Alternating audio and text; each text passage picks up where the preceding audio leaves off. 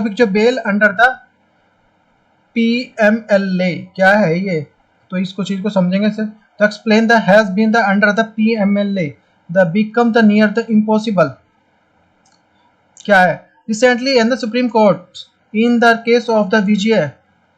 Madan Lal Chaudhary versus the Union and the Indian gives the judiciary the stamps approved the twins conditions bails under the section जो 45(1) of the Prevention the Money Laundering Act 2002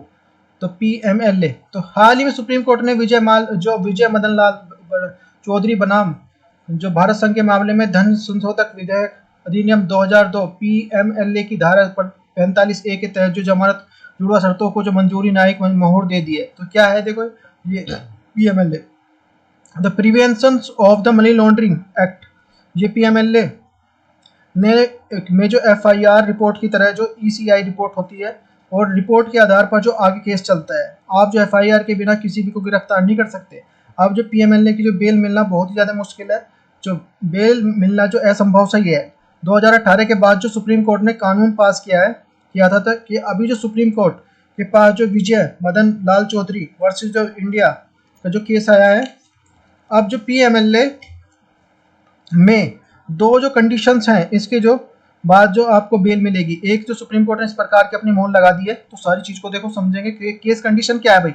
first condition ये है हमारी, यदि किसी bell के लिए final करता है तो जो आयोजक अपोज खड़ा है तो वो जो अपोज करता है तो वो बोलेगा तो बेल नहीं मिलेगी, अपोज तो करेगा, सीधी सी बात है भाई। दूसरी कंडीशन क्या है, बेल तभी मिलेगी जब जो कोर्ट को लगेगा कि जो व्यक्ति का कोई इस तरह काम नहीं किया, भाई काम किया तभी तो वहाँ पहुंचा है। तो ये सुप्रीम कोर्ट ने माना है कि जो मनी लॉन्ड्रिंग का जो एक टेररिस्ट के समान है। अब जो निकेश शाह केस में जो PMLA सेक्शंस 2 जो हमारा 45A में जो सुप्रीम कोर्ट ने मनी लॉन्ड्रिंग को जो इतना क्राइम थोड़ी है बोल दिया था, पहले बोला हुआ था। अब जो गवर्नमेंट जो ने PMLA को संशोधित कर दिया और विजय मदन लाल चौधरी के जो केस में सुप्रीम कोर्ट ने कहा कि बड़ा क्राइम है लेकिन बेल को सख्त करो कि बेल सख्त करो, बेल मिलना इसके बड़ा क्राइम है ये। तो ये सारी चीज़ें मैंने बता दी। अब देखते हैं कि ये हमारा ये PMLA सेक्शन 45A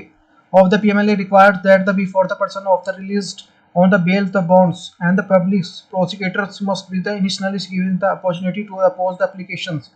PMLA की धारा के अनुसार जो किसी व्यक्ति को जमानत या बॉन्ड पर रिहा करने के पहले जो आवेदक को शुरू में आवेदक का विरोध करने का अवसर दिया जाना चाहिए। वहीं दूसरे में जब आवेदक को जो विरोध किया जाता था तो अदालत ने इस बात को संतुष्ट होना चाहिए कि ये मानने के लिए उचित आधार है। आरोपी जो आधार अपराध का जो दोषी नहीं है और जमानत के पर उसे रहते हुए कोई अपराध की संभावना नहीं है। मुद्दा इशूज क्या है भाई, देखो शर्तों के जो को मानने और जो कठोर होने के कारण जो चुनौती दी गई थी, क्योंकि जमानत के स्तर पर जो बेगुनाह का जो आधार उलट देते थे और जो उलट दे देते। दूसरे शब्दों में प्रावधान निर्दोषता के अनुपात जो स्थापित जो सिद्धांत को उलट देना है, जो निर्देश देता है कि जो यह एक विचाराधीन व्यक्ति को निर्देश करता है कि जब कोई व्यक्ति दोषी साबित नहीं हो जाता। यह निर्णय बहुत ही महत्वपूर्ण है क्योंकि जो जमानत का देरी या इनकार करने को सुप्रीम कोर्ट ने जो सत्येंद्र कुमार अंतरिल जो बनाम जो CBI के मामले में जो अपनी आपराधिक न्यायिक जो प्रणाली को अन्याय अपराध के लिए एक और जो कारक के रूप में पहचाना था। अन्य जो अदर जो एक्ट कौन से अदर जो अधिनियम है, इसी तरह के जो प्रावधान गैर कानूनी जैसे गतिविधियां रोकथाम अधिनियम 1967 की धारा जो 43D जो 5 जो नारोटिक्स ड्रग कंट्रोल ड्रग्स एवं जो साइकोट्रोपिक जो सब्सटेंस एक्ट 1985 की धारा जो 37A के लिए आतंकवादी और जो विघटनकारी गतिविधियों की धारा जो 8 में किया गया है अधिनियम 1987 टाडा। सर्वोच्च न्यायालय the earlier the position of the supreme court, तो सर्वोच्च न्यायालय की पूर्व स्थिति क्या थी, तो निकेश ताराचंद बनाम जो भारत सरकार ने 2018 में जो मामले में सुप्रीम कोर्ट के माना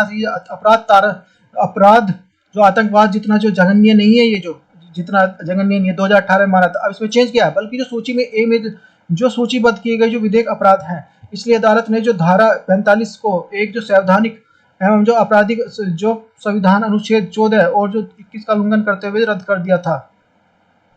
अब क्या अब क्या है भाई, देखो निकेश शाह जो मामले में सुप्रीम कोर्ट के फैसले के बाद जो धारा 45 में 2018 में अधिनियम 13 के तहत जो संशोधित किया गया है, वो संशोधन की धारा में जो पीएमएलए के तहत जो सभी अपराधों के लिए जमानत देने के लिए दोहरी शर्तों को लागू किया गया था। हाल ही में जो विजय मदन लाल मामले में जो एक संशोधित धारा में सर्वोच्च न्यायालय के लिए फिर चुनौती दी गई थी और सुप्रीम कोर्ट ने माना है कि चूंकि धारा जो 45 के कानून की किताब से हटाया नहीं गया था, इसलिए इसे जो संवैधानिक माना गया है और जिसमें जो संसद कोष में ठीक करके जो प्रावधान को जो पुनर्जीवित करने के लिए स्वतंत्रता थी। विजय मदन लाल मामले में सुप्रीम कोर्ट ने 3 न्यायाधीशों की पीठ ने एक जो मनी लॉन्ड्रिंग टाडा के तहत आतंकवादियों के लिए अपराध से निपटने के लिए मांग में जो अपराध नहीं माना जा सकता। इसे कहा गया है कि मनी लॉन्ड्रिंग अपराध का एक वित्तीय प्रणाली है देशों की जो संपूर्णता और अखंडता सीधा प्रभाव पड़ता है और इसे जो जघन्य अपराध माना जाता है। तो देखो ये सारी चीज निकल के मैंने समझा दिया ऐसी चीजें। तो इससे रिलेटेड देखो ये सर्च कर सकते हैं आप जो पीएमएलए के बारे में प्रवर्तन निदेशालय जो वित्तीय खुफिया जो इकाई भारत के लिए उच्चतम न्यायालय के बारे में, और प्रीलिम स्पेसिफिक के लिए देख सकते हैं मनी लॉन्ड्रिंग का अर्थ क्या है, जो जो शोधन निवारण अधिनियम के बारे में, इसके उद्देश्य पीएमएलए के तहत जो जांच के अधिकारी, सुप्रीम कोर्ट की शक्ति और जो न्यायिक समीक्षा, तो ये सारी चीजें हैं। और देखो एक क्वेश्चन है देखो प्रीलिम्स के लिए है, जो भारत में न्यायिक समीक्षा का तात्पर्य है कि कानूनों और जो कार्यकारी आदेशों के लिए संवैधानिक निर्णय लेने की जो कार्यपाल की शक्ति के बारे में बात करता है ये। तो ए इज द करेक्ट आंसर है इसका। और जो मेंस के लिए स्पेसिफिक देख सकते हैं क्वेश्चन है, तो ये है how is the supreme court the change the views of the section 45 on the prevention the money laundering act 2002 and to discuss the implementation of judgment। धन संशोधन विधेयक अधिनियम 2002 की जो धारा 45A के लिए सर्वोच्च न्यायालय के लिए किस प्रकार दृष्टिकोण बदल दिया है, निर्णय के लिए